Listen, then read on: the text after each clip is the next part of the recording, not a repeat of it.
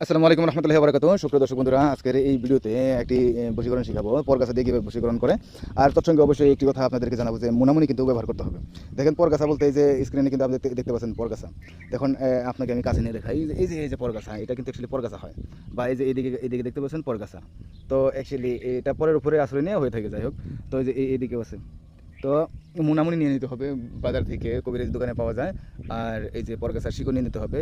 তান্ত্রিক নিয়মে যে কোনো শনিবার কিংবা মঙ্গলবারে আপনারা বেলা যখন উদয় হয় অথবা ডুব যায়, মানে অস্ত যায়, তখন এটা তুলে নেবেন। আর সিদ্ধ করে নিয়ে ওটা তাবিজের ভিতরে সুন্দর করে পুরে কাঙ্ক্ষিত ব্যক্তির চুল বা ছাতা বা কাপড়ের কোনো একটি সুতো অংশ বা চেরি নখ বা অন্য কিছু যদি না পাওয়া যায়, তাহলে নামটাকে আপাতত তার তাবিজের ভিতরে পুরে দিয়ে ওই তাবিজটা ব্যবহার করলে 100% সে আপনার বশীকরণে আসবে।